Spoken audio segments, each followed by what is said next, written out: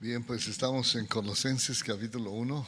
Vamos a empezar, ya di el tiempo para que los que llegan de lejos llegaran, pero tal vez el clima y el tráfico hace más difícil. Bien, vamos a leer Colosenses capítulo 1.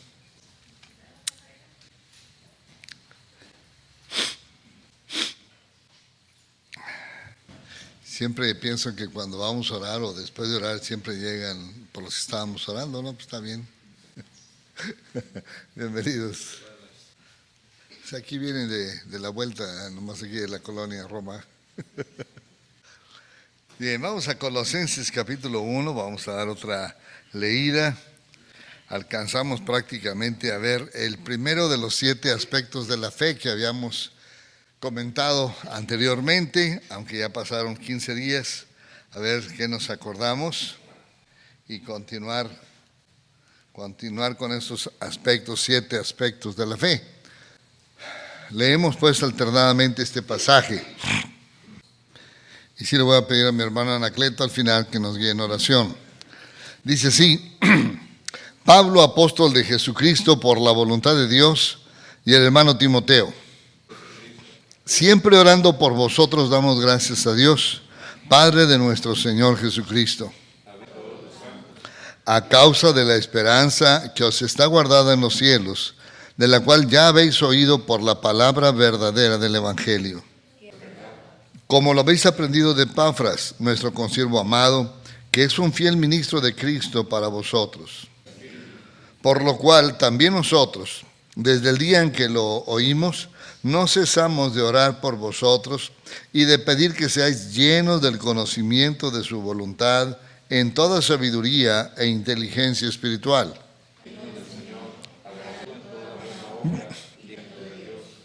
Fortalecidos con todo poder, conforme a la potencia de su gloria, para toda paciencia y longanimidad, el cual nos ha librado de la potestad de las tinieblas y trasladado al reino de su amado Hijo. Él es la imagen del Dios invisible, el primogénito de toda creación. Y Él es antes de todas las cosas, y todas las cosas en Él subsisten. Por cuanto agradó al Padre que en Él habitase toda plenitud. Y a vosotros también, que erais en otro tiempo extraños y enemigos en vuestra mente, haciendo malas obras, ahora os ha reconciliado. Si en verdad permanecéis fundados y firmes en la fe, y sin moveros de la esperanza del Evangelio que habéis oído, el cual se predica en toda la creación que está debajo del cielo, del cual yo, Pablo, fui hecho ministro. Según la administración de Dios que me fue dada para con vosotros, para que anuncie cumplidamente la palabra de Dios, a quienes Dios quiso dar a conocer las riquezas de la gloria de este misterio entre los gentiles, que es Cristo en vosotros, la esperanza de gloria. Para lo cual también trabajo, luchando según la potencia de Él, la cual actúa poderosamente en mí. Vamos a ver.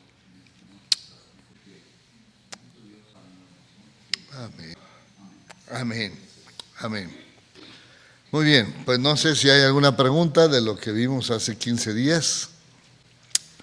La verdad es que a veces cuando pasa una semana no nos acordamos, cuando pasan 15 días pues nos acordamos la mitad todavía de lo que pudiéramos acordarnos.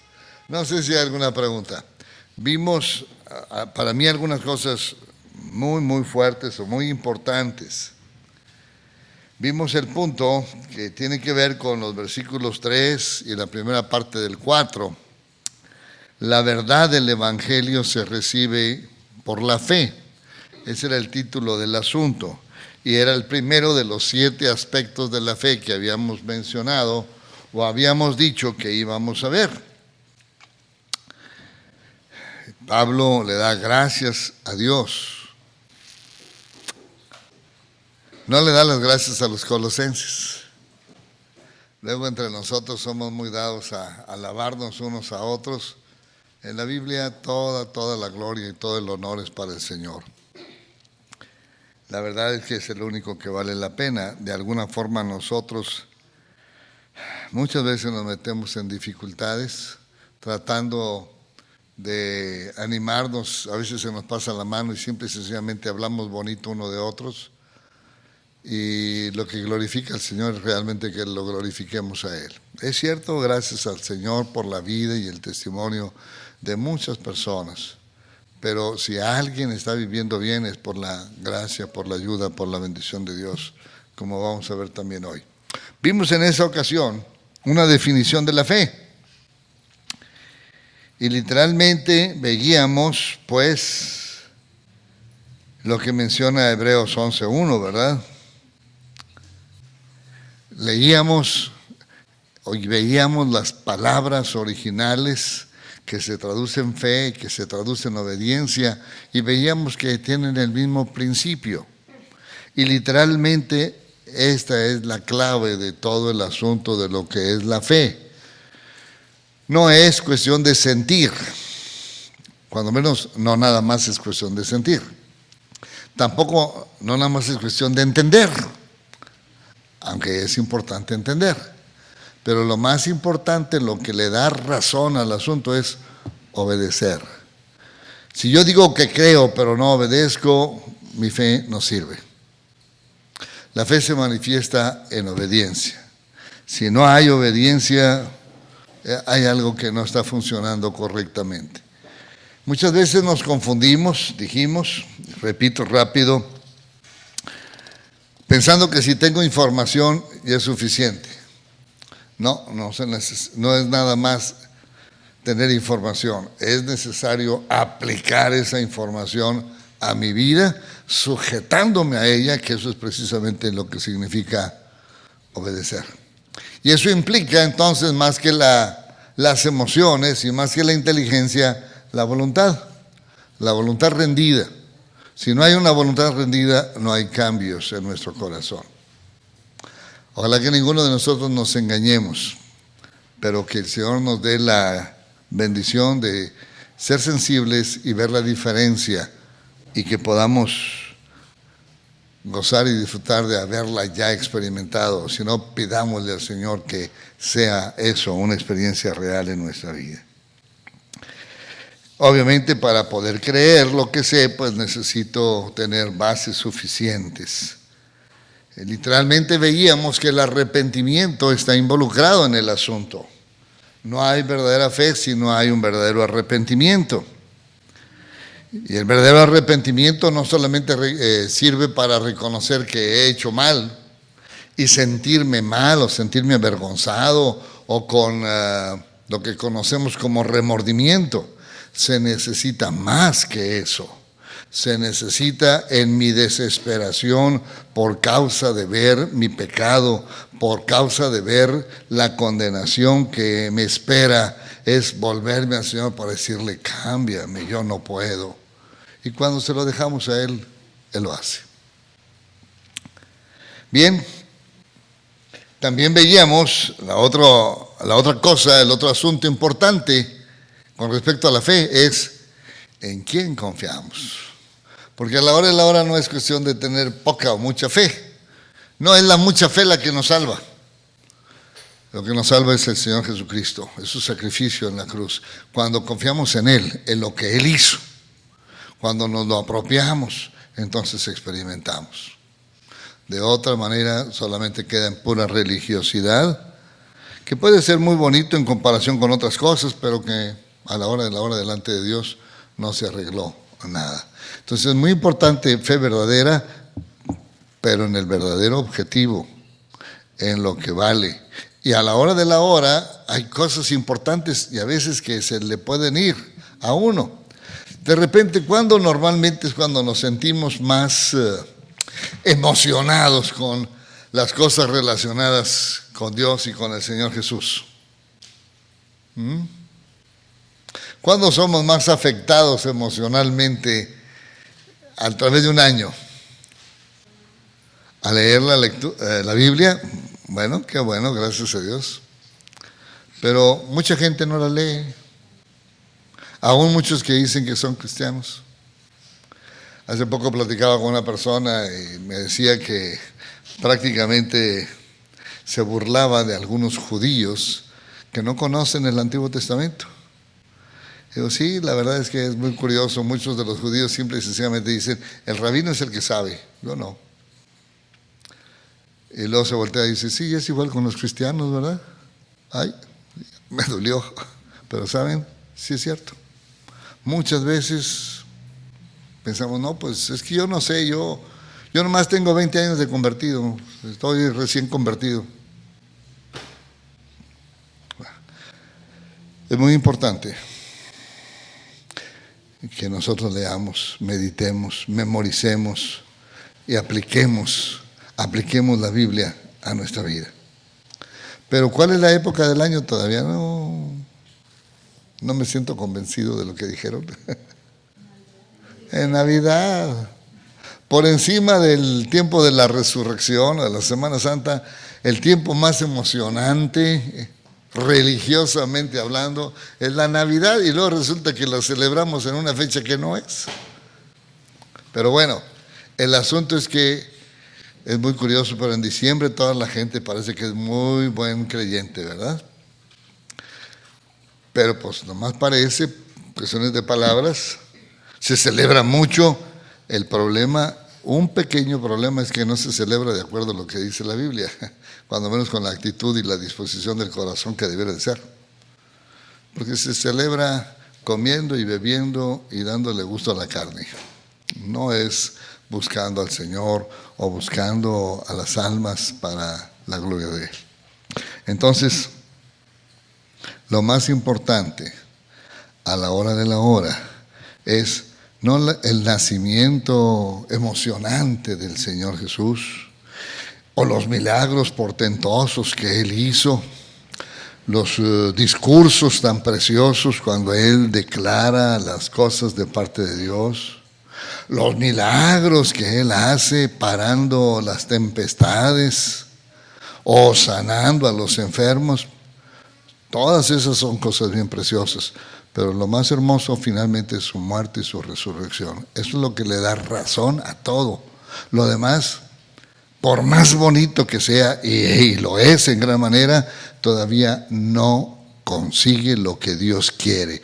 Pero es su muerte en la cruz, donde carga nuestros pecados, y su resurrección de entre los muertos para manifestar la justificación de Dios para los que hemos creído en Él, lo que tiene el poder para transformar nuestras vidas. Entonces, la fe en lo que hizo el Señor Jesús en la cruz, porque fue allá en la cruz cuando cargó nuestros pecados, es lo que dice 1 Pedro 2:24, quien llevó Él mismo nuestros pecados en la cruz, allí en el madero. Las demás cosas son muy, muy bonitas, la verdad, para admirar de una manera hermosa al Señor, pero no arregla nada nuestra vida si Él no muere. Es lo que hizo en la cruz lo que hace que tenga realidad lo que Dios promete. ¿Ok? Entonces, el primer punto, dijimos, tiene que ver con este detalle. Se recibe por la fe. La verdad del Evangelio se recibe por la fe. Fe en el sacrificio del Señor Jesús, en su muerte y en su resurrección. Segundo punto, segundo aspecto importante de la fe. La verdad del Evangelio produce amor. La verdad del Evangelio produce amor. Eso es lo que dice ahí el versículo 4, la segunda parte. Habiendo oído de vuestra fe en Cristo Jesús y del amor que tenéis a todos los santos. Del amor que tenéis a todos los santos. La fe genuina no existe en el vacío, se manifiesta en la vida práctica. Y si no se manifiesta en la vida práctica, pues no es verdadera fe. Tiene que haber una transformación en nuestra vida. Ahora, esto es algo importante. Miren, déjenme decirles lo siguiente. La inmensa mayoría de nosotros venimos de familias donde pues éramos malos, pues prácticamente decimos como todos, ¿no? Algunos de nosotros hasta podemos presumir de ser muy religiosos o muy moralistas. Pero la Biblia habla de una transformación, y es una transformación real. Se nota mucho cuando venimos de una vida pues muy escabrosa, dice la gente, para no usar muchas palabras, pero la verdad, cuando se han caído en pecados groseros que incluso la misma sociedad condena, pues es muy notorio. Pero una buena parte de nosotros venimos de familias, como les digo, más o menos moralistas o religiosas, y de repente, ¿y de qué? Como me dijo alguien hace poquito, ¿y de qué me convierto? Pues si siempre he dicho que soy cristiano. Pues de que eran mentiras, no nos hagamos, nos engañamos a nosotros mismos. Si yo digo que confío en el Señor, que realmente Él vive en mí, tiene que demostrarse en amar a mis hermanos en la fe. Si no funciona eso, no es real la fe. Así tan sencillo, así de fácil. Frutos visibles de fe real, de fe verdadera, de fe que salva, es manifestaciones de amor sincero. Y la Biblia, y muchos son palabras del Señor Jesús, vamos a verlas, por cierto, otras son referencias a Él dadas por los apóstoles, pero vamos a ver Juan 13, 34 y 35, vamos a apuntar otros versículos para irlos viendo poco a poco, para ver que cuando se tiene fe, se tiene que demostrar. Juan 13, versos 34 y 35. Luego vamos a ver 1 Juan 2, versículos 9 al 11. Luego vamos a ver 1 Juan 3, 10. Finalmente 1 Juan 3, 14 y 15. Y uno más. 1 Juan 4, 20. Vamos a ver estas referencias, lo leemos, tenemos la libertad sin decirles una cosa y otra. Le duele la mano a la contadora, entonces no puede escribir. Bien, vamos a ver entonces, si alguien tiene Juan 13, versículos 34 y 35, es un pasaje muy lindo, se llevó a cabo lo que dice ahí, una noche muy, muy especial. Después de establecer lo que ahora conocemos nosotros como la Cena del Señor, después de que el Señor Jesús les dijo unas palabras bien preciosas, estaban los 12 todavía, les lavó los pies a todos, les dijo cosas tremendas, era la última noche, faltaban solamente algunas horas para que Él fuera aprendido, y les dice ahí, versículos 34 y 35, ¿alguien lo quiere leer, por favor? En esto conocerán, es cuestión de dar testimonio a los demás, en esto conocerán que sois mis discípulos. No es en que no fallamos a las reuniones, y ojalá que no fallemos.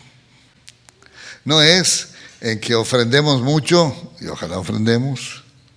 No es que nos aprendamos la Biblia de memoria, aunque sería muy bien que nos la aprendiéramos de memoria. No es en que hablemos mucho, aunque debemos de hablar mucho del Señor. Lo importante es cómo nos llevamos unos con otros. Así de sencillo y de difícil, ¿verdad? ¿Qué tan fácil es amar a mis semejantes? El hermano Thyssen decía, hace muchos años, me acuerdo muy bien de la frase, desde la primera vez que lo invitamos para las conferencias, no me acuerdo quién es, yo creo que ninguno de ustedes estaba en la primera ocasión, allá en el junio del 81, no, hay algunos que todavía no habían nacido, de nuevo digo, él dijo, a ver si me acuerdo bien de la frase, ahora falta, le hago mucha propaganda y luego no me acuerdo lo que dijo. Es lo peor del caso, que se me fue la frase. Ay, bueno, ese es el problema. Amar a los hermanos allá en la gloria, pues es precioso y muy fácil. Pero amarlos de este lado de la historia, esa es otra historia precisamente. Sí, en la presencia de Dios, cuando estemos en la gloria, no va a haber ningún problema, todo va a ser amor, pero se requiere que amemos a los hermanos aquí y ahora. Sin importar cómo me tratan o cómo tratan a mis seres queridos.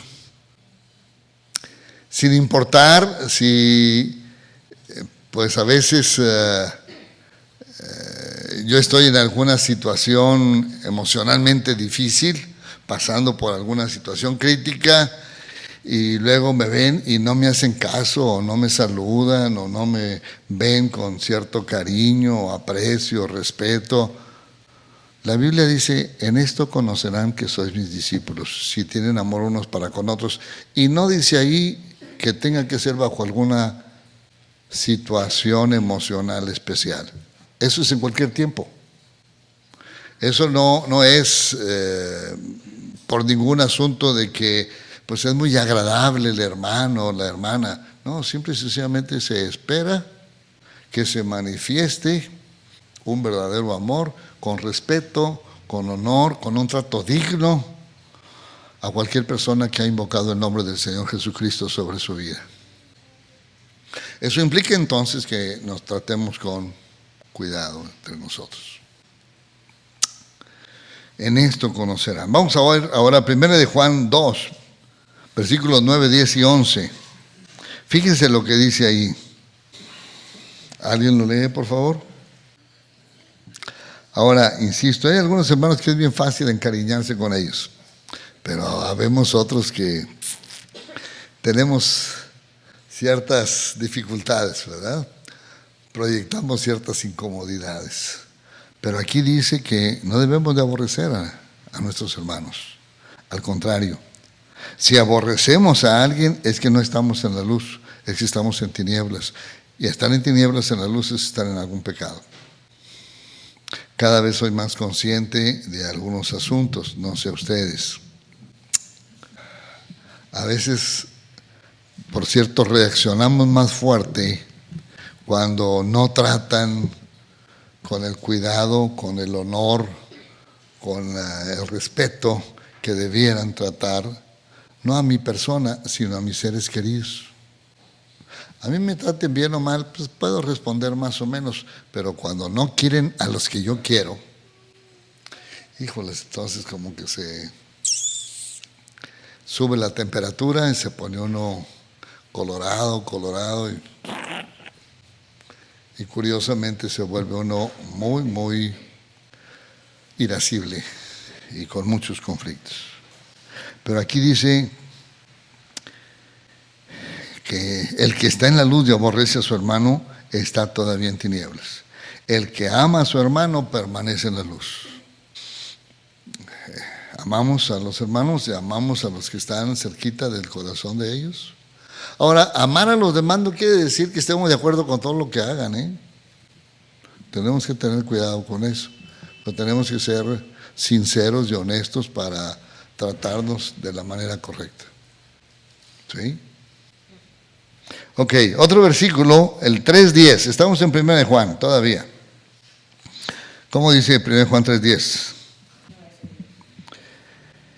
No hacer justicia es equivalente a no amar al hermano y por lo mismo no es de Dios. Es la forma que estábamos mencionando del trato, la relación que debemos de tener, precisamente el hacerlo con honor, con un trato de cariño, con un trato de respeto. Y eso va a manifestar que amo a la persona y que por lo tanto estoy haciendo las cosas de la manera correcta en mi trato con ellos. De otra forma, la persona no es de Dios. Luego en el capítulo, ahí mismo en el capítulo 3, pero los versículos 14 y 15, otra evidencia y tiene que ver con lo mismo. ¿Alguien lo lee? El que no ama a su hermano permanece en muerte. Y literalmente cuando amo a los hermanos se manifiesta también que he pasado de muerte a vida. Son palabras fuertes, son palabras importantes. Pasar de muerte a vida, ¿será fácil o será difícil darnos cuenta cuando alguien está muerto o cuando alguien está vivo? Se hace muy evidente que es muy notorio, ¿verdad? Pero sinceramente estamos mostrando amor.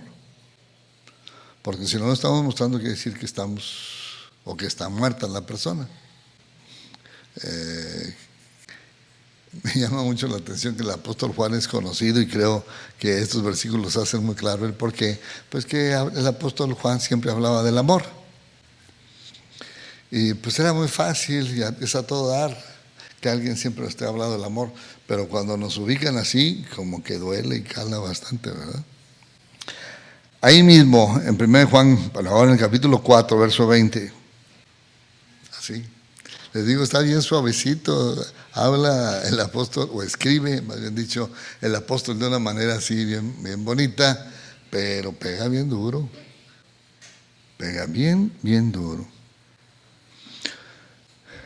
Y es lo que nosotros conocemos como una persona hipócrita, cuando se dice una cosa y se hace otra. Es el problema de la religiosidad falsa. Cuando hay verdadera relación con Dios, se manifiesta de una manera sencilla, precisamente así. Lo que dice se demuestra con lo que hace. Si las palabras y los hechos no concuerdan, hay mentira en el asunto y literalmente estamos pasando por hipócritas. Digo una cosa y hago lo contrario. El apóstol Juan es muy claro para tratar el asunto de frente. Entonces, un verdadero hijo de Dios ama a sus hermanos. Ahora, es obvio que no podemos tratar a las personas de la misma manera. Algunos, por cierto, ni siquiera los conocemos. Pero eso significa que debemos de tratar siempre con respeto y honor a todas las personas. Pero si de alguna manera alguien se identifica como cristiano y nos da palabras donde se declara con sencillez el cambio que ha hecho Dios en su vida, oiga, pues eso nos debe de llevar a tenernos confianza. Pero al mismo tiempo nuestra confianza debe estar en Dios, aunque eso nos lleve a tener cierto cariño, cierto aprecio y cierto respeto por los hermanos o hermanas. Y tratarnos con la dignidad correcta, tratarnos con el honor correcto, como debiera de ser este trato. Eso mismo nos lleva a sacar algunas deducciones. La fe real en el Señor Jesucristo nos limpia de egoísmo, nos permite experimentar una afinidad con los verdaderos creyentes, y también nuestra fe real manifiesta obediencia a ese mandamiento de amarnos unos a otros como Él nos amó. Y se hace sencillo, es tan fácil cuando el Señor está actuando, obrando en nosotros, y se da una relación de cariño, de aprecio, de respeto, y se trata con honor, con dignidad, sin importar las edades. Y los jóvenes se pueden llevar bien con los adultos, y los hombres con las mujeres, pero también precisamente con el trato correcto. No se trata de facilidades o de sobrellevarnos o de llevarnos pesado, como decimos nosotros, sino tratarnos, como digo, con respeto, con honor. ¿Por qué? Pues porque se ha invocado el nombre del Señor sobre nuestra vida, y tiene que ser para un lado y para el otro, de las dos formas, de las dos maneras. Luego de repente ustedes y yo conocemos a personas así muy llevadas, ¿no? Y siempre que hay esa manera de tratarse, fácilmente cae uno en enojos, en pleitos, en molestias, en incomodidades, en irritarse. y caray, se hace difícil. Pero la Biblia dice que en cuanto a honra debemos preferirnos y prevenirnos unos a otros. Debemos de tener un trato de esa manera, donde realmente se haga claro que el Señor Jesús vive en nosotros al tratarnos así con respeto, con honor entre nosotros. Y aquí el apóstol Pablo dice algo bien precioso. Habiendo oído de vuestra fe en Cristo y del amor que tenéis, ¿a quiénes? A todos los santos. No es nada más a los de un grupito muy querido. Ese es uno de los conflictos que tenemos en todas las congregaciones. Tener un grupito de hermanos muy queridos y me meto nada más con ellos, y a los demás a veces ni los saludo, ni los veo, ni me importan, ni me interesan. O si viene alguien nuevo, pues no lo atendemos, no lo buscamos, cuando debiera de ser eso lo más rápido en nuestra reacción, ver quién está de nuevo para acercarlo, para unirlo, para que de alguna manera se sienta querido, apreciado, bien recibido, que así nos gustaría que nos trataran a todos nosotros, ¿no? Sobre todo los que somos tímidos. ¿Cuántos son tímidos? Ay, híjoles, ya salimos que todos somos tímidos. Bueno, a lo mejor yo mismo estoy presumiendo, pero la verdad, algunas veces nos sentimos muy inseguros, y cuando alguien nos trata con cariño, nos hace sentir bien. Uy, qué lindo es cuando alguien muestra su cariño y su aprecio para con nosotros. Pero no solamente esperemos a que lo hagan así con nosotros, nosotros hagamos la otra parte. Nosotros también debemos de corresponder a ese trato, a esa forma de hacer las cosas. La verdad es que el amor de Cristo no solo trajo mucho cariño entre los colosenses, entre ellos. Aquí dice unidad, y unidad con todos los santos, aunque físicamente hablando no estén en el mismo lugar. Esa es otra cosa con la que tenemos que tener cuidado. De repente hay personas que dicen, bueno, tú dices que eres cristiano, yo digo que soy cristiano, pues ya somos hermanos, de asunto arreglado, ¿no? Y sin importar cuestiones de doctrina, sin importar de cuestiones básicas y fundamentales en las Sagradas Escrituras, simple y sencillamente por una profesión de fe pareciera que quisieran que se manejaran así las cosas. Literalmente no es posible eso. Necesitamos tener una buena base, un buen fundamento en la enseñanza doctrinal de las Sagradas Escrituras. Curiosamente, desde hace mucho, yo no sé exactamente cuándo, pero ya tiene muchos años, posiblemente alrededor de 100 años, que existe entre los religiosos la idea de lo que se conoce como ecumenismo. Y literalmente es, pues mira, tú eres de una denominación religiosa cristiana y yo soy de otra, pero pues si tú hablas de Jesucristo y yo también, pues ya somos hermanos. Bueno, pues se oye muy bonito, ¿verdad? Y luego allá en el capítulo 17 del Evangelio de Juan, precisamente lo que se conoce como la oración del sumo sacerdote, el Señor Jesús, habla de la unidad, pero nunca es una unidad fuera de la doctrina de las Sagradas Escrituras. Curiosamente, sí se buscaba el que se unificaran los creyentes, pero dijeron algunos, pues la unidad es más importante que la doctrina, así es que si lo que nos estorba es la doctrina, pues vamos a hacer la doctrina a un lado. Y ya podemos ahora sí querernos y amarnos sin ningún conflicto, sin ninguna reserva. Y entonces uno dice, nomás que entonces en base a qué va a ser la unidad. Y si no es una unidad en base a lo que las Sagradas Escrituras enseñan, entonces no es cierto, no hay unidad, no hay realidad en ese asunto.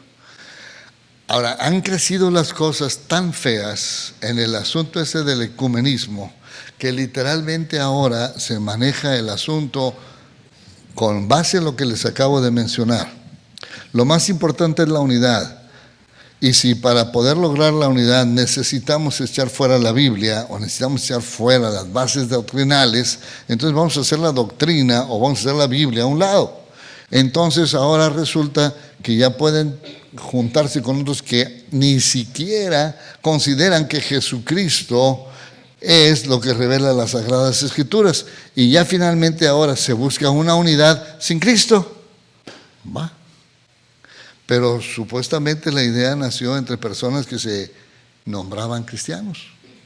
Y me refiero a protestantes y católicos romanos, que a la hora de la hora ni unos ni otros están en las Sagradas Escrituras, y entonces podrán tener la unidad que ellos quieran, pero no es la unidad que menciona las Sagradas Escrituras. La unidad que habla la Biblia es someternos a Dios en lo que Él ha dicho en su palabra. Si no me sujeto a eso en la Biblia, literalmente la unidad es falsa. ¿Ustedes recuerdan de qué estaban hechos, más bien dicho, los pies de la estatua que soñó Nabucodonosor? Una mezcla de hierro y barro. Originalmente tiene que ver con cuestiones políticas, pero la verdad es que ese es el asunto de la religión política. La religión en sí no está basada en la fe, está basada en cómo me puedo sacar mayor provecho, mayor ventaja. Originalmente hierro y barro tienen que ver con dictaduras y democracia, entre comillas. La democracia, la dictadura sí es muy real. Y literalmente en el ecumenismo se ha echado fuera a la doctrina, se ha echado fuera la enseñanza de la palabra, y vamos a ver en qué manera nos podemos acomodar, arreglar y juntarnos. Y se van a juntar incluso religiones que ni siquiera tienen que ver con Jesucristo. ¿Cuáles son las tres religiones monoteístas? Se me fue las letras. Monoteístas. ¿Cuáles son las tres religiones monoteístas que existen? El judaísmo, el islamismo y el cristianismo. ¿Están de acuerdo? Originalmente se suponía que la unidad o la comunidad, el ecumenismo, tenía que ver con eso, con los que creían en un solo Dios. Pero la verdad, lo que cree el Islam con lo que creen los cristianos es bastante diferente, es bastante distinto. Y por si fuera poco, pues lo que creemos, una variedad de grupos que decimos que somos cristianos, pues también tiene una variedad tremenda. ¿Qué diferencias hay, por ejemplo, con los adventistas? ¿Ustedes saben algo del adventismo? La fuerza está en la salvación por la ley y practicar una serie de cuestiones o de costumbres o tradiciones parecidas o idénticas al judaísmo del Antiguo Testamento. Ok, ese es el adventismo. Los ruselistas, que no son testigos de Jehová porque eso son mentiras. ¿Cuál es el asunto delicado, importante con los ruselistas? Que ya dije que son los que seguían a un señor de apellido Russell. Nosotros los conocemos como testigos de Jehová. Pero ¿cuáles son las diferencias doctrinales más fuertes con ellos? Una es que no creen en el castigo eterno. No creen que Jesucristo es Dios. Creen en la salvación por las obras. No creen que el Espíritu Santo sea una persona y que sea Dios. Creen que es una influencia, no es una persona. Doctrinas básicas contrarias a lo que se enseña en las Sagradas Escrituras. El Señor Jesucristo dijo muy claro que si no creían en Él, no había manera de salvarse. De repente se me fueron las palabras, pero aquí están en Juan 8:24. Dice así el mismo Señor Jesús: por eso os dije que moriréis en vuestros pecados, porque si no creéis que yo soy, en vuestros pecados moriréis. Si ustedes no creen que yo soy, y yo soy es Yahvé o Jehová, entonces no hay salvación. Cualquier persona que no crea que Jesucristo es Dios no tiene perdón. Hay muchos otros pasajes. Ahora, hay otros grupos bastante más lejos, doctrinalmente hablando. Es obvio que los adventistas y los testigos de Jehová no tienen parte entre los creyentes, incluso teóricamente, que se conocen como protestantes o evangélicos. Pero hay muchos que están dentro de esas iglesias que se supone que tienen buena doctrina, pero que no tienen vida por no haber nacido ellos de nuevo. Por lo mismo pueden tener una buena religión y al mismo tiempo estar perdidos, como la inmensa mayoría de los judíos en el tiempo del Señor Jesús. Tenían muy buena religión, la única religión que Dios ha revelado detalle por detalle, con las cosas más mínimas pero bien fundamentadas, y cuando uno se apartaba por cualquier cosita, Dios decía, no era eso lo que yo les pedí esto. Pero a la hora de la hora, por más que estuvieran bien por fuera, todavía Él tenía que reinar adentro, es lo que dice el apóstol Pablo. Pues yo era, en cuanto a la ley, irreprensible, pero cuando se encontró con el mandamiento aquel de no codiciarás, y yo no, pues ya estoy perdido. Reconoció el apóstol Pablo que tampoco había cumplido los otros 9. A él le importaban mucho las cosas externas. Cuando Dios le dice, me importa tu corazón, me importa lo que hay adentro de ti, él tuvo que reconocer. Ese es el asunto aquí también, con la fe verdadera y el amor, pero tiene que tener una buena base, un fundamento bien firme en la doctrina bíblica. De otra manera, estamos perdidos. Vamos a ver Gálatas 5:13. Pero sí dice cómo debiera de ser el comportamiento entre los creyentes. ¿Cómo dice? Gálatas 5:13. Servíos por amor los unos a los otros. No hay por qué confundirnos.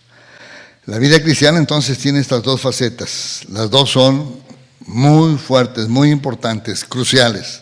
La fe y el amor. El verdadero creyente se caracteriza por la fe en la verdad de la palabra y la manifestación de amor para con los creyentes. Somos salvos por la fe y somos salvos para amar. La fe salvadora auténtica es más que una convicción mental, transforma el corazón para amar. Por cierto, amamos a los incrédulos, pero es obvio que el amor se manifiesta más entre los creyentes. Y puede ser correspondido con los incrédulos, no necesariamente. La inmensa mayoría de las veces no hay esa correspondencia. ¿Ok? Fe que se manifiesta en amor. ¿Es claro? Otro aspecto de la fe, vamos al tercero. La verdad del Evangelio permanece en la esperanza. La verdad del Evangelio permanece en la esperanza. Vamos a ver Colosenses 1:5.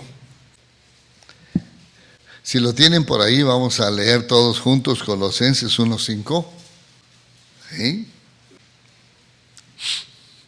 Lo tenemos, dice así: a causa de la esperanza que os está guardada en los cielos, de la cual ya habéis oído por la palabra verdadera del Evangelio.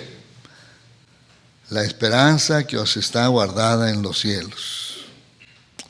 Este es otro asunto muy valioso, muy importante.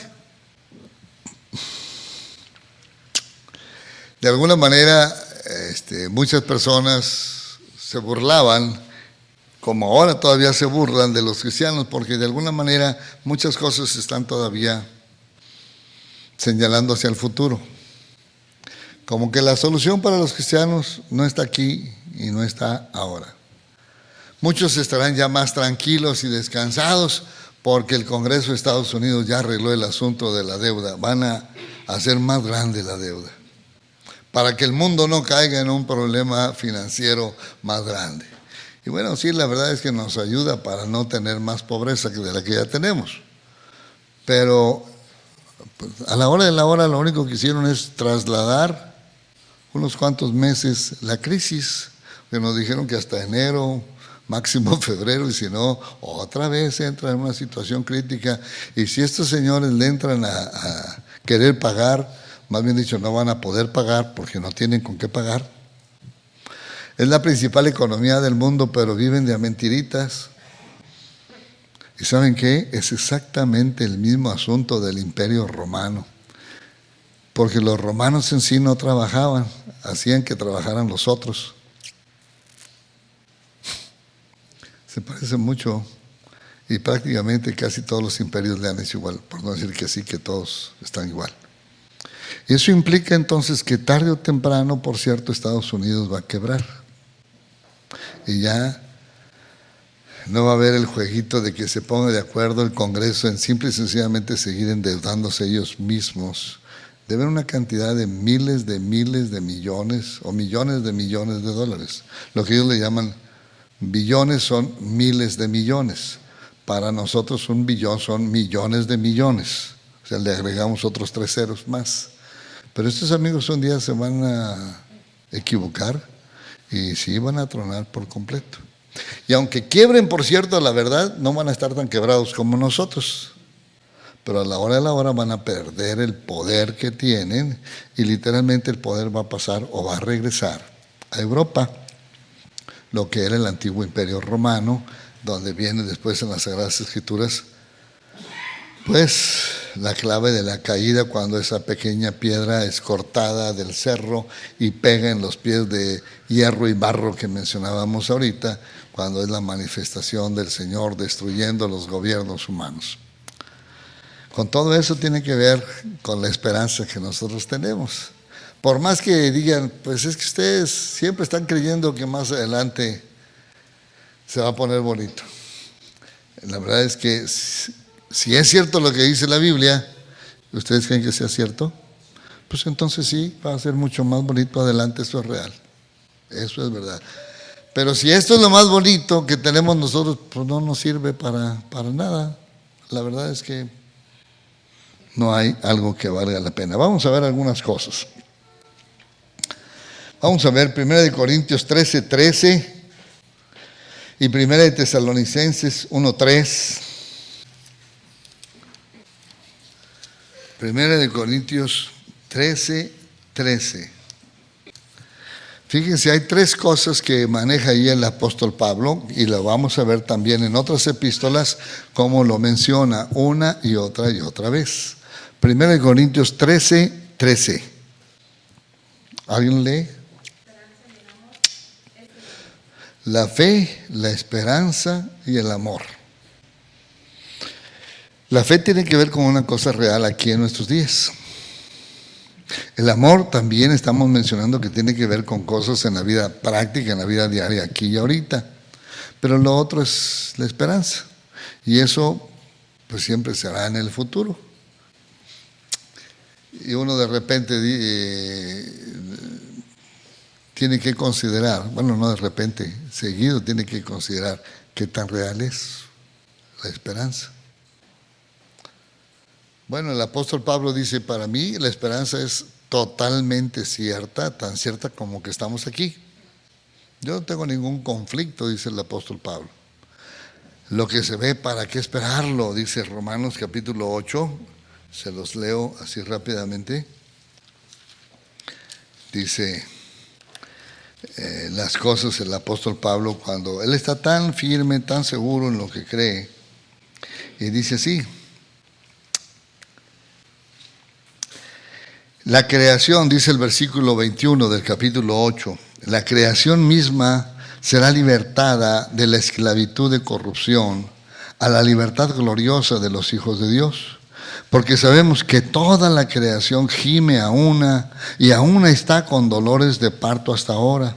Y no solo ella, sino que también nosotros mismos, que tenemos las primicias del Espíritu, nosotros también gemimos dentro de nosotros mismos esperando la adopción, la redención de nuestro cuerpo, porque en esperanza fuimos salvos. Pero la esperanza que se ve, pues no es esperanza, porque lo que alguno ve, hay que esperarlo. Pero si esperamos lo que no vemos, con paciencia le aguardamos. ¿Qué manera? Me llama mucho la atención la manera de escribir del apóstol Pablo, ¿no? Pero para él la esperanza eran cosas tan firmes, tan ciertas, como que él estaba ahí vivo junto con los demás. No está pensando Es un futuro incierto, de que, más o menos así como las promesas de los políticos, de que cada político que llega es que ha prometido quién sabe qué tantas cosas, y a la hora de la hora nadie ha cumplido lo que ha prometido. Puede ser que haya algunas ventajas, tal vez, pero lo que ofrecieron nunca se ha cumplido. La esperanza que se ve no es esperanza, porque lo que uno ve hay que esperarlo. Pero si esperamos lo que no vemos, con paciencia lo aguardamos. Literalmente el apóstol Pablo describe la esperanza como una reserva para nosotros en el cielo. La palabra griega que tiene que ver con esperanza se escribe así: apokeimai.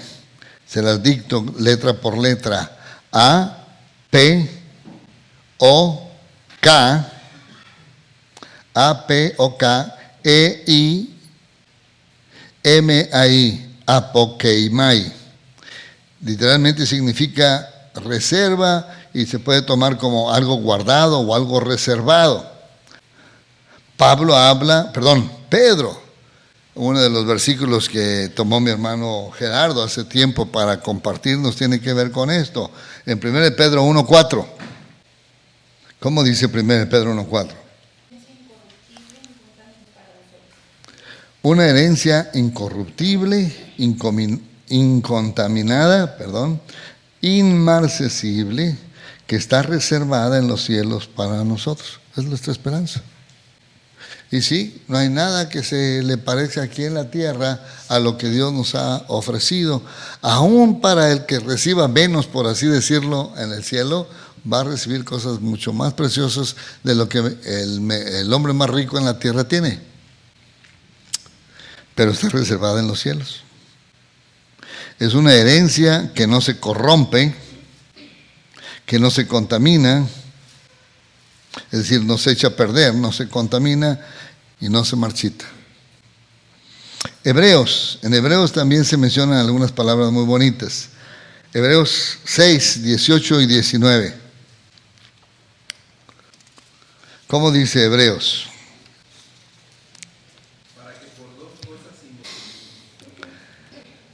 Está curiosa las palabras que usa ahí. ¿Quieres volverlo a leer, por favor, Refugio? Vamos a escuchar con atención. Veamos, fíjense las palabras que están ahí. Qué tremendo. Que tengamos un fortísimo consuelo los que hemos acudido para asirnos de la esperanza puesta delante de nosotros. Un fortísimo consuelo, sin importar qué situación tan dura o tan difícil estemos viviendo aquí y ahorita, sin que tengamos una cuenta en el banco o propiedades que de alguna manera nos den a nosotros cierta seguridad material o económica. No, está hablando el apóstol Pablo. Incluso muchas personas en aquellos tiempos habían perdido todo por confiar en el Señor Jesucristo y los corrieron incluso de lo que era de ellos. Aquí en la misma carta a los Hebreos se los menciona. Pero dice, nos hemos asido para asirnos de la esperanza puesta delante de nosotros, pero la tenemos como una segura y firme ancla. Ahora, ¿en qué se usan las anclas? ¿Dónde? Sí, dilo fuerte, Oscar, no tengas miedo. Barcos. ¿Y dónde se ponen las anclas? Pues en el mar, en el agua, pero aquí esta ancla no se metió en la tierra. ¿Dónde está esa ancla? Pero dice que penetra hasta dentro del velo. Una ancla del alma. Es algo inmaterial, pero es mucho mejor que el ancla más fuerte que nos podamos imaginar que tengan los barcos más grandes del mundo. Entonces la esperanza que tenemos, sí es cierto, está para el futuro, pero es tan real y es más real todavía que la experiencia de lo que estamos viviendo aquí ahorita nosotros. Así lo presenta Dios. Algo tan firme como Dios mismo. ¿Por qué? Pues porque Él es el que lo dice. Y todo lo que Él ha dicho se ha cumplido. Entonces, esto es real. Dios estableció nuestra esperanza. Al hacernos sus hijos, nos da la tranquilidad, la confianza preciosa. Al apropiarnos del mensaje del Evangelio, de la salvación por la fe en el Señor Jesucristo, es cierto, permite que pasemos por todo tipo de dificultades y problemas en nuestra vida, aquí y ahorita, pero nos asegura que lo que viene en la vida futura, por cierto, es mucho mejor. Entiendo también que hay muchos cristianos que una vez que le entregan su vida a Cristo y se ajustan y se corrigen tantas cosas en su vida, que la verdad a la hora de la hora viene un progreso incluso material, y son muy bendecidos materialmente. No con todos, la verdad. No sé si se han pensado, ¿por qué Dios no les da a todos económicamente igual? ¿Sí se han fijado que hay diferencia y que hay algunos que, carambas, le entregaron su vida a Cristo, se corrigieron varios errores en su manera de administrar su vida y ahora están en una prosperidad enorme? Sabemos de algunos cuantos. ¿Y por qué conmigo no le hizo así? ¿No se les ha ocurrido la pregunta? ¿No? Pues los veo así que se me quedan, ya no sé si están dormidos con los ojos abiertos o no. Pero yo sí me he preguntado, bueno, ¿por qué fulanito y sutanito, mira, ahora que le entregaron su vida a Cristo, cómo el Señor les está sacando adelante materialmente de una manera tremenda? Y a mí no. ¿No les da envidia? La verdad, la verdad. No debiera de darnos, no hay razón. Pero saben, lo que yo encuentro para mí, y esto lo aplico en mi propia vida, es que Dios sabe a quién le da y también sabe a quién no le da. Mi padre acostumbraba a decir un dicho que dice que Dios no les da alas a los alacranes. Digo, no, si no me las da, pues el Señor sabe por qué. Porque muchos de nosotros nos tropezamos con traer un peso en la bolsa y nos creemos la gran cosa y se nos sube y no, necesito que estés humildito. Y la única manera de tenerte humildito pues, es tenerte dependiendo, y esa es la forma. Bueno, pues está bien, gracias a Dios. No sé si se han fijado, como dice Eclesiastés, que es bien duro a la hora de la hora ser rico, porque siempre que crecen las pertenencias materiales, también crecen quien se los acaba, y luego no es el que los ganó. De alguna manera muchos otros sacan ventaja. Bueno, si Dios así lo permite, pues también estaría bien, debiéramos de estar tranquilos. Pero el asunto es, ¿cómo trata Dios conmigo? Debo estar tranquilo y en paz, pero sé que no me importa mi condición material, económica, aquí y ahorita. Y lo importante cuando esté en la presencia del Señor, no van a ser las cosas materiales, por cierto, pero va a haber mucho más que satisfacción de cualquier persona que conoce al Señor. Literalmente Él tiene cosas bien, bien preciosas. Pero vamos a ver 1 Juan 3, 1 y 2. 1 Juan 3, 1 y 2. Vamos a ver qué dice el apóstol Juan aquí también. Y tiene que ver con cosas que esperamos que van a suceder, porque son promesas de Él. ¿Alguien lo quiere leer en voz alta, por favor? 1 Juan 3, 1 y 2. Es algo bien precioso que ahorita yo pueda llamarme con seguridad, soy un hijo de Dios. Es cierto que la religión que yo tenía antes decía que todos éramos hijos de Dios.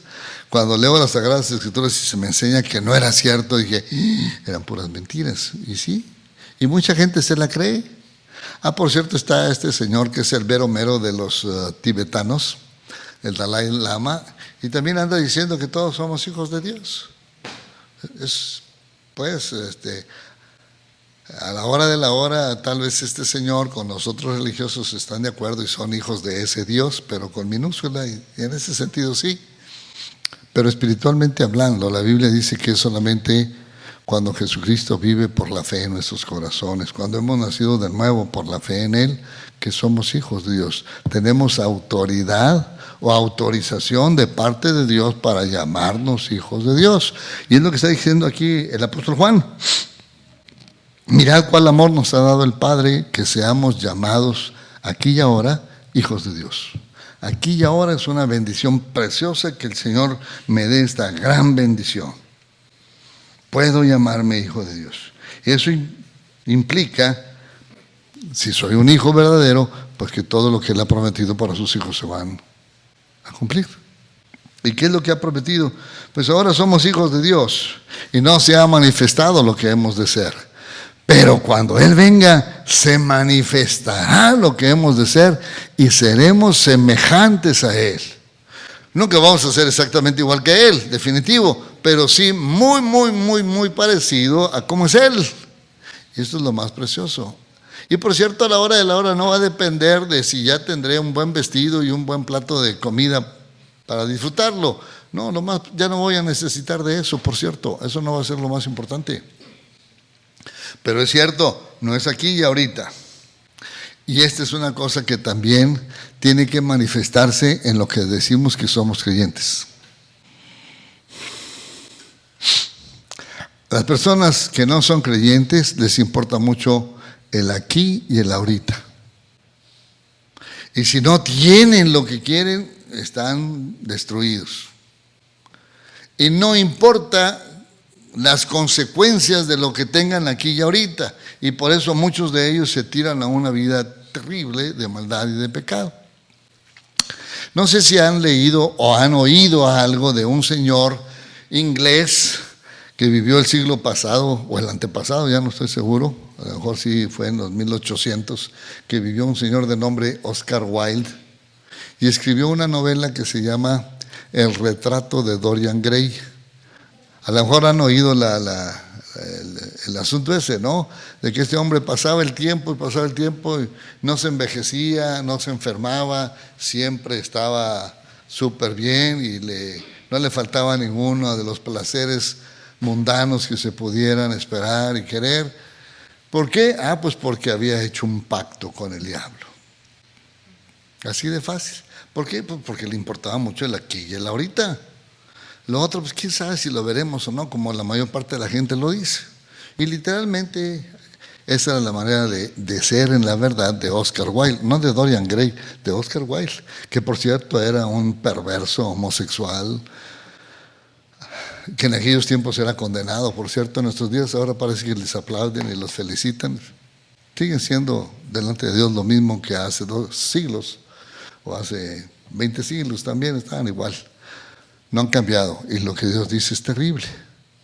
Pero lo importante fue a la hora de que finalmente Satanás cobró lo que tenía que cobrar. Por cierto, la historia es un cuento, es una historia de mentiritas. Pero este señor supuestamente le había vendido su alma al diablo y por eso es que podía gozar de eterna juventud, podía gozar de posesiones materiales y podía gozar de los placeres y de los deleites que se le antojaran. Y físicamente hablando permanecía exactamente igual. Vamos a decir, cuando el diablo cobra, y cobra bien caro, por cierto, mucho más de lo que nos dijo, o de lo que les dijo, a nosotros ya nos salvó el Señor. Y literalmente fue la realidad fue una cosa espantosa, como viene la destrucción, aún en la misma historia que este hombre platicó. Literalmente, un fruto que resulta de nuestra esperanza en el Señor es el deseo de sacrificar lo presente en el altar del futuro. Porque la verdadera fe nos lleva a decir, no me importa la verdad aquí y ahorita, me importa la eternidad, me importa lo que va a permanecer para siempre, lo que realmente vale y cuenta y que va a ser útil de veras, es lo que pasa en la eternidad. Y mucho tiene que ver de lo que haga aquí y ahora. No nos dejemos engañar. Recuerdo cuando recién salí de la Facultad de Ingeniería y veía a mis compañeros, estaban todos muy contentos y felices porque estaban ya consiguiendo trabajo. Y obviamente la primera pregunta era, ¿dónde estás? ¿Qué trabajo conseguiste? ¿Qué era lo más importante? Voy a estar en tal parte, voy a ganar tanto. Y eso era lo máximo de lo máximo. La inmensa mayoría, pues no tienen buenas chambas ni sacaron gran ventaja. Y estoy hablando de cosas que pasaron ya hace muchos años, por cierto. Pero es curioso. Muchos de ellos incluso se murieron rápido. Salimos 135 en aquella generación. La última vez pues el año pasado cumplimos 45 años de haber salido de la facultad y había un grupito nada más como de una tercera parte del grupo original. Yo creo que hay más todavía, habemos más porque yo mismo no estaba en esa fotografía, pero muchos de ellos con vidas tristes, con experiencias muy dolorosas. Me platicaba otro de mis compañeros que es creyente, como un amigo que teníamos en aquel tiempo, un compañero, pues pasando por aflicciones de enfermedades de él, la pérdida de su esposa, la pérdida de alguno de sus hijos, y había un corazón triste y adolorido y confundido también. No entendía por qué pasaron tantas cosas. Pues es que si estamos viviendo nada más para aquí y el ahorita, pues no hay satisfacción y no hay a la hora de la hora algo que le dé bendición real a nuestra vida. Es mucho más importante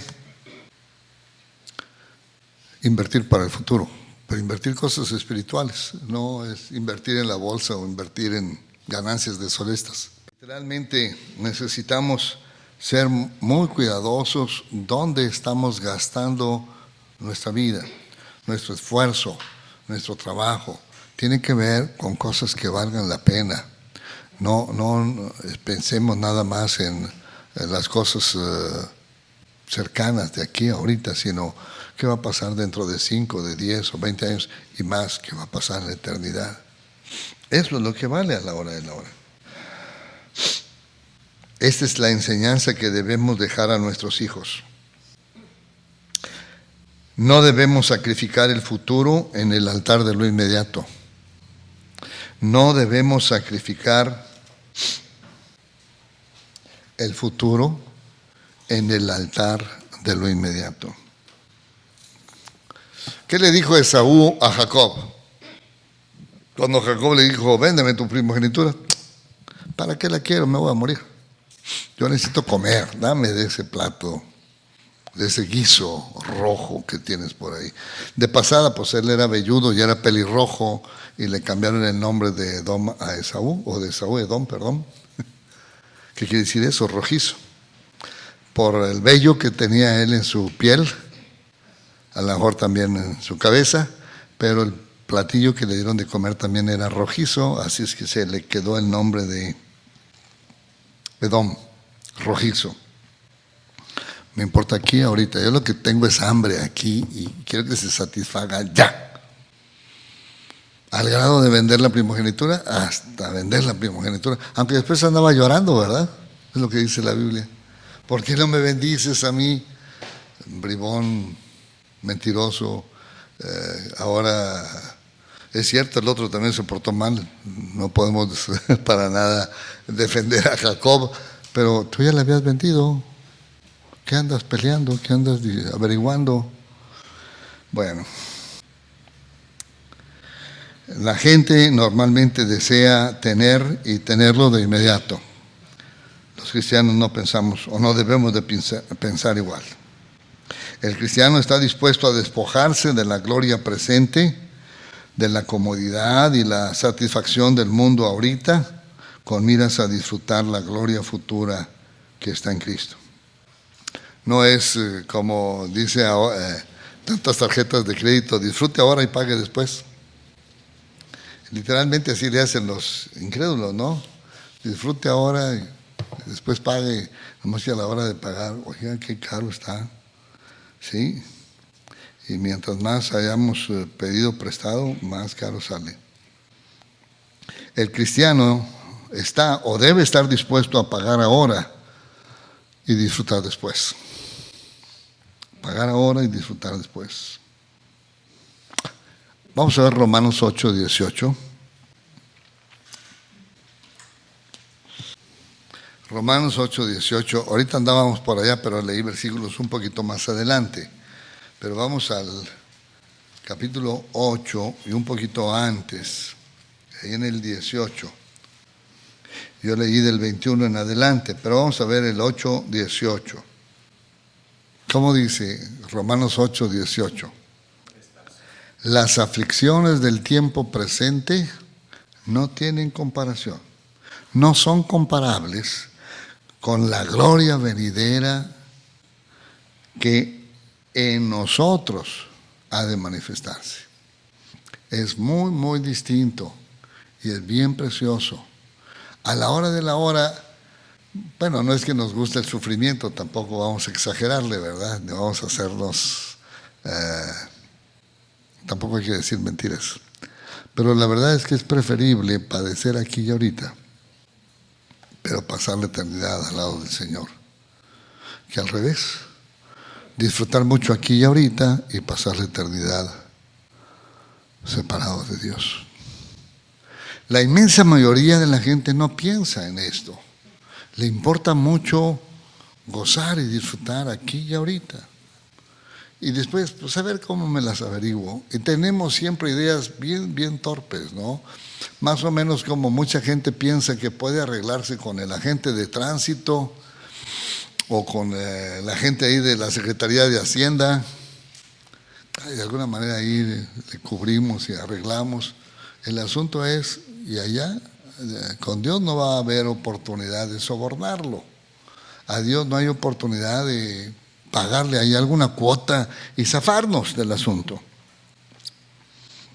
Vamos a ver un pasaje bien precioso que nos habla de esta firmeza de convicciones en una persona. Vamos a ver en Hebreos 11, 24 al 27. Hebreos 11, 24 al 27. Ayúdenme a ver este pasaje y a sacarle, tiene muchas cosas hermosas. Hebreos 11. ¿Ya lo encontraron? Vamos a ver, el 24, la historia empieza un poquito antes, pero vamos a ver del 24 al 27. Es uno de los personajes más tremendos del Antiguo Testamento. ¿Alguien lo quiere leer en voz alta, por favor? Ándele, ¿qué traducción trae, oiga? ¿La del 77 o la del 95?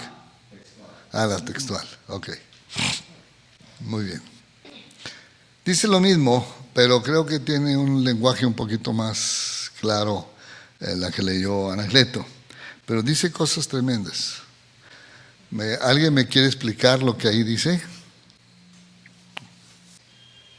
Antes que qué.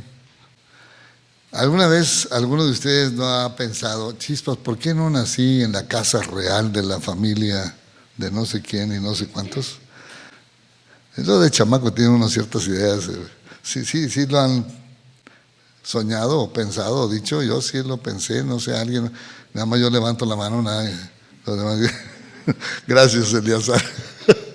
Sí, de repente, qué suave ser hijo de fulanito y de sutanito. Mira, híjole, todo así, en abundancia, ¿verdad, Natán?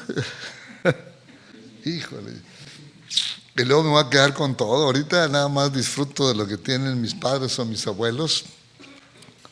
Aunque luego yo no creo que disfruten tanto, tienen una vida tan miserable. Por ejemplo, la Casa Real Inglesa, una de bola de depravados que hay ahí, que qué bárbaros. Dan vergüenza.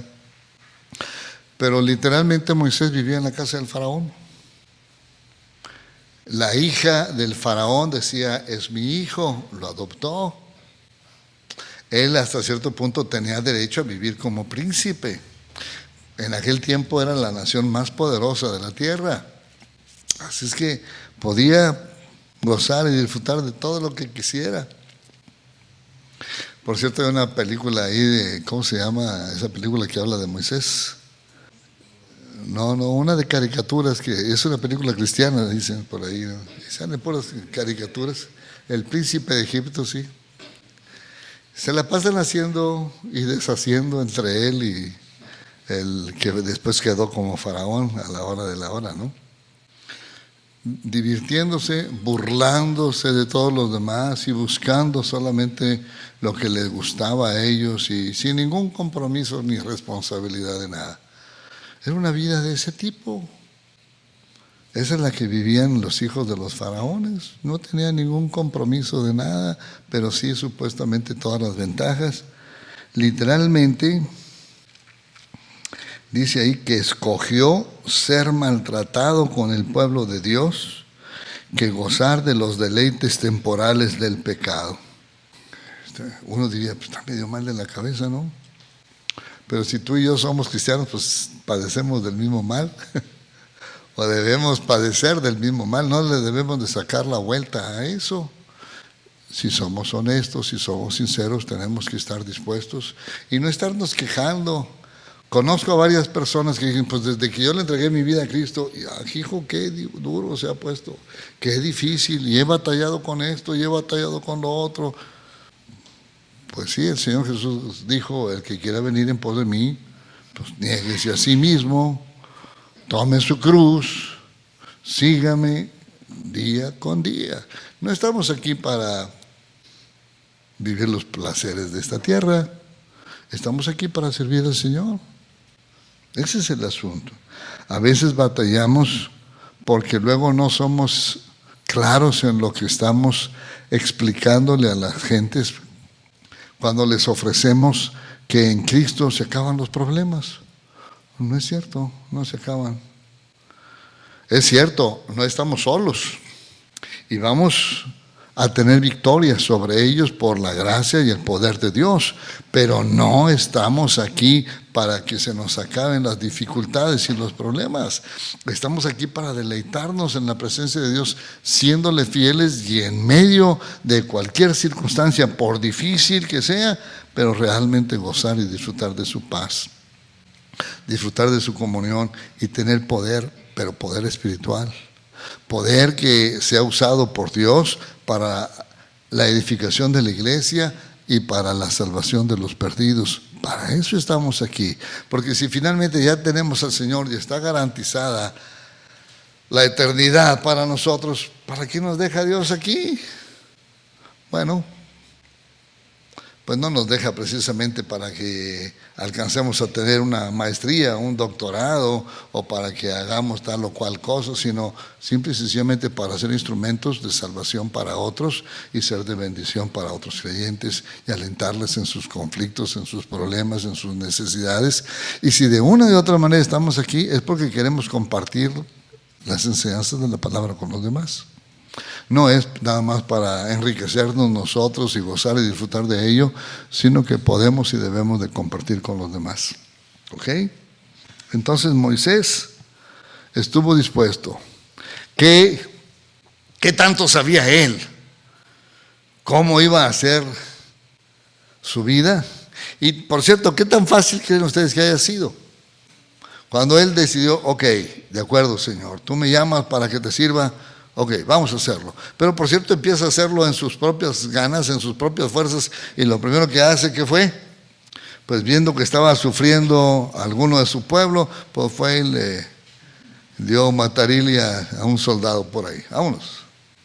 Y luego que se dieron cuenta, porque el otro le reclama, ay, si a poco me vas a matar también a mí como mataste al otro. Ah, caray, ya se dieron cuenta, dice Moisés, a correr. Y se va lejísimos, 40 años, que no creo que hayan sido fáciles. Pero después de esos 40 años, para aprender algunas lecciones de parte de Dios, viene, ¿y qué tan sencillo fue ser el dirigente del pueblo de Israel? Con lo cariñoso que eran los israelitas, con cuánto que lo amaban y que le aplaudían todo lo que hacía. Pobrecito, la verdad es que se las vio pero duras y difíciles. ¿Tú y yo queremos servir al Señor? tú y yo nos damos cuenta de que Dios nos ha dejado aquí para algo, ¿sí? Hay un precio que pagar. El mismo apóstol Pablo aquí en Colosenses dice que está dispuesto a padecer lo que faltó de los sufrimientos del Señor Jesús. Y no haya faltado nada con respecto a lo que Él pagó por nosotros en la cruz para salvarnos de la condenación, pero había cosas que pagar al estar aquí viviendo día con día para ser de ayuda y de bendición a los demás. Este tipo de padecimientos de los que habla el apóstol Pablo, tanto en Colosenses como en Filipenses capítulo 3, habla de sufrir por las relaciones entre los hermanos. Si hay algo duro y difícil en la vida cristiana, hermanos, es la relación entre nosotros, ¿no es cierto? Pero estamos hablando de que la manifestación de la fe es amor entre los hermanos. Estar dispuestos a sufrir o a sacrificar lo que sea aquí para poder gozar y deleitarnos con el Señor por la esperanza hermosa que Él nos ha dado, que va junto con lo demás que hemos hablado de la fe, que se manifiesta en obediencia, se manifiesta en amor a los hermanos, se manifiesta en una esperanza preciosa. ¿Por qué Moisés estuvo dispuesto a hacer tales sacrificios? Porque tenía puesta la mirada en el galardón, es lo que dice el versículo 26. Teniendo por mayores riquezas el vituperio de Cristo que los tesoros de los egipcios, porque tenía puesta la mirada en el galardón. Yo estoy pensando en lo que el Señor quiere para mí. No en lo que yo quiero para mí, sino en lo que el Señor quiere para mí. Y esto es lo que debiéramos de estar viviendo entre nosotros, ¿sí? Moisés sabía que aunque sufriría pérdidas en el presente, Dios lo recompensaría con riquezas en el futuro. Igual entonces que Moisés, los creyentes debemos aguardar una esperanza que está en los cielos reservada para nosotros. Como Pablo, también ahí en Filipenses 3:20 y en 2 de Timoteo 4:8 menciona cosas muy, muy preciosas, muy especiales. Vamos a ver estos versículos. Vamos a ver Filipenses 3:20 y 2 de Timoteo 4:8. Nuestra ciudadanía está en los cielos. De allá estamos esperando al Salvador. De repente algunas personas quieren que nos sintamos muy felices de ser mexicanos. Y yo creo que hay algunas cosas que podríamos decir, pues sí, qué bonito. Pero hay cosas más importantes que ser mexicanos, no sé ustedes. No quiere decir que nos quejemos de nuestra patria. Dios nos hizo nacer aquí, debemos estar contentos y agradecidos con Él. En ninguna manera me avergüenzo de ser mexicano, no. Aunque hay algunas cosas que sí me dan vergüenza de parte del gobierno, de parte de muchas personas que viven mal, no sé ustedes, pero el hecho de ser mexicano no es que me sienta mal por eso. Pero la verdad es que tampoco es la gran cosa ser mexicano. Hay otras naciones que están bastante mejor. Y no andan presumiendo, por cierto, no andan diciendo por ahí como México no hay dos. Y qué bueno, porque estarían bien amolados, sobre todo en el fútbol, soccer, ¿verdad? Pero hay muchas cosas que nos dan vergüenza. ¿Se han fijado cosas como estas? Nuestros héroes patrios. ¿Cuántas guerras ha ganado México? En las dos guerras en las que hemos participado son en la guerra de independencia y en la revolución. No, ni siquiera son guerras afuera, ¿verdad? Tampoco. Mándeme. La reforma también, sí, también hubo buenos pleitos ahí. Y más bien ahí con el ejército francés allá en aquel tiempo, ¿cierto?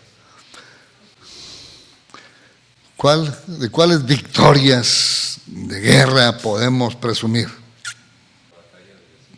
La batalla del 5 de mayo es esa. Es la única que se ganó y se le ganó a parte del mejor ejército del mundo en ese tiempo, que era el de Francia. La guerra de la independencia, si ustedes recuerdan y se fijan, son puras traiciones. Y luego los que proclamaron la independencia a la hora de la hora se retractaron. Se le da mucho honor al sacerdote Miguel Hidalgo, pero se retractó. Y se le da mucho honor a José María Morelos y Pavón, pero se retractó. Y luego los que supuestamente ganaron, pues el Vicente Guerrero lo mandaron matar a traición. El Iturbide se vuelve emperador. Oigan, ¿y me voy a gloriar de eso? Yo no sé, pero yo veo la cosa así bien fea. Finalmente sí, en la reforma, y más bien que la reforma, pues la guerra con Francia, pero era un pleito ahí de dinero también, era cuestión de no querer pagar o dar. Bueno, lo que pedía Benito Juárez es denme tiempo para pagar. Y andaba ofreciendo hasta San Luis Potosí para que fuera parte de Estados Unidos. Hubiéramos quedado como gringos, imagino. Ahí, quién sabe, a lo mejor dirían, pues queremos el terreno, pero no los queremos ustedes váyanse más para el sur. Quién sabe qué hubieran hecho, ¿no? Nomás el territorio, los que viven ahí no éramos apetecidos por el gobierno norteamericano, la verdad. La guerra de la revolución también es una guerra de pleitos, de orgullos y de ganancias, intereses personales nada más, que muchos pensamos que son grandes héroes, y yo no digo que no fueran buenos para cierta táctica militar, para ganar batallas, no sea hasta eso, había algunos muy buenos para matar a otros, lo que sea de cada quien, don Emiliano, don Francisco Villa, y también don Venustiano y don Álvaro. Sí conocen los apellidos, ¿verdad? Bueno, para ya no decir más cosas.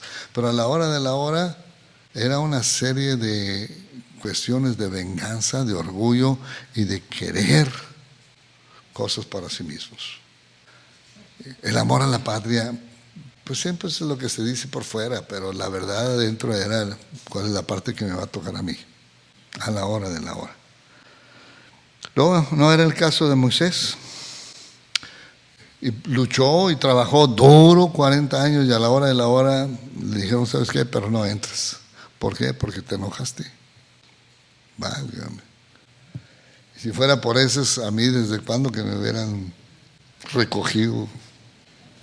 No sé ustedes sí pasarían, ¿verdad? Ojalá. Bueno, ese es el asunto. Necesitamos estar dispuestos a sufrir, aquí y ahora.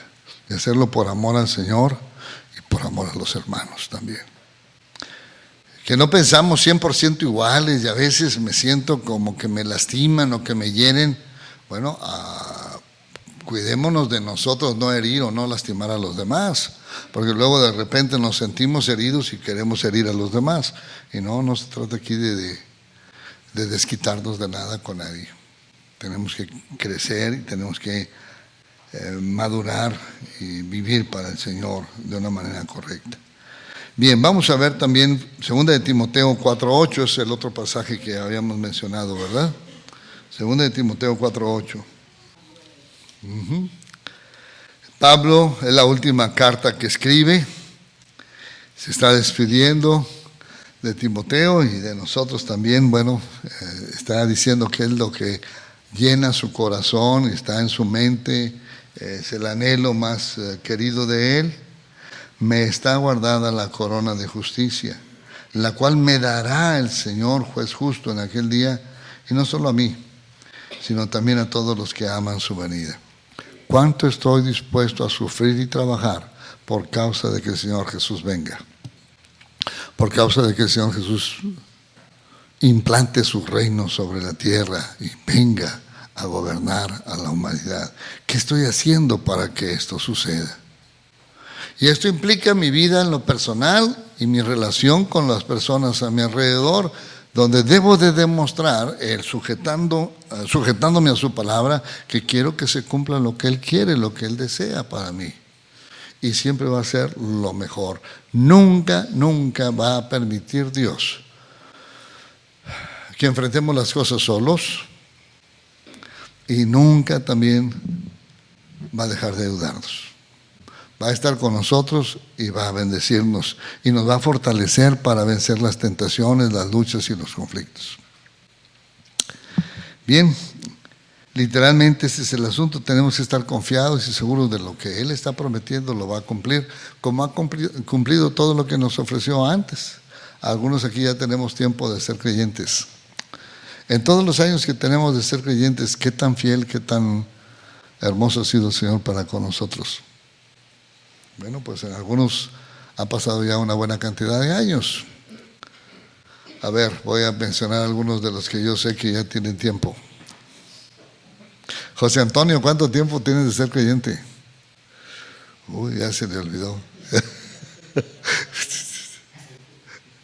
Le presto los dedos, profesor. Desde el, ¿mande? 32, ¿seguro? No.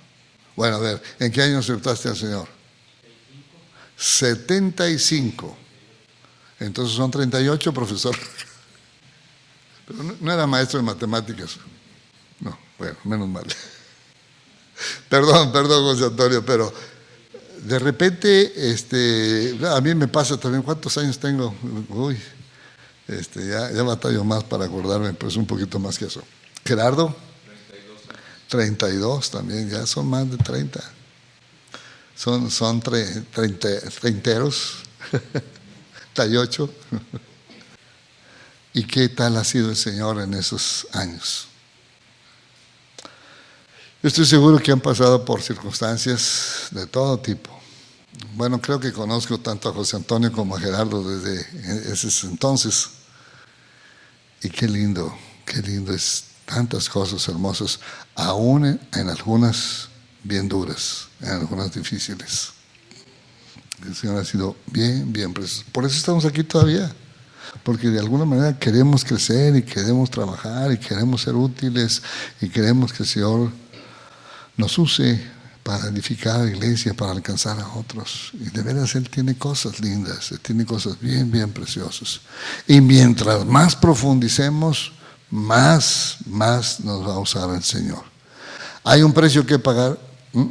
Sí, ya nos hemos dado cuenta, es cierto, pero vale la pena. Vale la pena. Bendito sea el Señor. Ok, si el Señor lo permite, el próximo jueves veremos el número 4, que es la verdad del Evangelio alcanza al mundo. La verdad del Evangelio alcanza al mundo. Dice literalmente eso, que ha llegado hasta vosotros, así como a todo el mundo. ¿Qué estoy haciendo yo para que el Evangelio avance en el mundo? No nada más que avance aquí en mi barrio, o en Monterrey, o es decir, aquí en San Nicolás. Pero sí, mi hermano Gerardo y yo vivimos en Monterrey. No sé si alguno de ustedes vive a lo mejor en Apodaca o en Escobedo, y entonces, bueno, pues habrá que decir de dónde somos. Pero ¿qué estoy haciendo para que el Evangelio alcance a otros? Les comentaba algo el domingo con respecto a esta vuelta que dimos allá al Distrito Federal. Y estábamos en la convención de maestros de ICI y escuchábamos las palabras de esta persona. Las que más me impresionaron fueron el de Paraguay, el señor Oliveira, es el señor que vino de allá de Paraguay, aunque él es originario de Brasil, pero trabaja en Paraguay con el programa de educación cristiana acelerada. El señor Steve Franklin de Gran Bretaña, y Len, el apellido se me hace bolas, Stolyarchuk, es el de Rusia, Len Stolyarchuk. Bueno, así se pronuncia en español. Allá en Rusia, quién sabe cómo lo pronunciará. Pero literalmente los tres están hablando de cómo está la presión tremenda. Y déjenme decirles, especialmente en Paraguay y en Rusia, hay escuelas públicas manejadas o mantenidas por el gobierno con el programa de educación cristiana acelerada. Obviamente, para muchos que no son creyentes, Es el otro uso que se le puede dar a la escuela, pero es obvio que tienen que tener la forma de decir con toda claridad y honestidad. El programa está basado en las Sagradas Escrituras y se procura los rasgos de carácter que mencionan las Sagradas Escrituras que el Señor Jesucristo quiere hacer en la vida de las personas. Está dicho con toda claridad ante el Departamento de Educación de Paraguay y de Rusia. Bueno, el asunto es que en Paraguay la fuerza está con relación a la Iglesia Católica Romana. Yo lo que me mantengo es en decir qué es lo que dice la Biblia, dice Oliveira. Y yo ahí me defiendo y ahí me cuido y me protejo. El de Rusia se arregló con el Departamento de Educación también de la República Rusa, no con la Unión de Repúblicas Socialistas Soviéticas, aunque por cierto este señor Len trabaja en lo que sería Letonia, Ucrania, Bielorrusia, Rusia y Turkmenistán o Kazajistán, uno de esos lugares así medio raros que están acá, prácticamente entre la frontera de Europa Oriental y Asia. Y tienen trato con, en el caso de este señor ruso, con pues, algunos que están en medio de gentes musulmanas y otros con la Iglesia Católica Ortodoxa. El gobierno ha decretado: los padres no deben compartir su fe con sus hijos. No es con otros de afuera, con su propia familia, de parte del gobierno está prohibido. Así que la cortina que se cayó en el 89 se está levantando otra vez igual o tal vez peor que antes. En Inglaterra, un país que le debe mucho al Evangelio, este señor Steve Franklin, dice, pues sí, yo vengo de ese país donde la grande gloria es la Biblia King James. Fue donde se manifestó una cosa tremenda con respecto a volver a las Sagradas Escrituras, y la iglesia debe de darle gracias al Señor de los ingleses que se levantaron en aquel tiempo, hace 500 años prácticamente. ¿Se acuerdan los nombres de los que tradujeron la Biblia al inglés? A ver, los estudiantes de CECEMAC se perdieron. ¿Quiénes eran? Tyndale es uno de ellos. ¿Ok? ¿El otro? ¿Había otro? Mándeme. Wycliffe. Tyndale y Wycliffe. Gracias, porque a mí también se me habían olvidado. Cosas tremendas que sufrieron ellos. Bueno, déjenme decirles que prácticamente la nación de Inglaterra, junto con los países de Europa Occidental, están tomando otra posición totalmente contraria a las Sagradas Escrituras. En contra de lo que les enseñaron los reformadores, ahora de frente en contra de los principios bíblicos. Ciertamente nos dijeron, oren por nosotros. Están las cosas bien difíciles, pero por cierto queremos serle fieles al Señor y queremos seguirlo, sin importar lo que sea, pero que el Señor nos dé gracia y sabiduría para hacerlo y hacerlo bien. Pues que el Señor nos ayude. Yo no sé qué tiempo venga para nosotros. Aquí en México las cosas son muy distintas.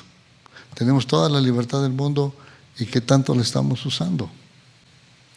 ¿Qué tanto estamos aprovechando las oportunidades que tenemos? Hay que responderle al Señor. Dejemos de vivir para nosotros mismos y busquemos realmente ser útiles en sus manos para la salvación, alcanzando a otras, que el Señor traiga carga a nuestro corazón por la salvación de los demás. Vamos a terminar aquí. Nos vemos, si el Señor lo permite, el domingo y el próximo jueves también con lo que sigue. Ya mencionamos el punto que continúa, a ver si el próximo jueves terminamos con este pasaje y empezamos a ver lo que sigue. ¿Ok?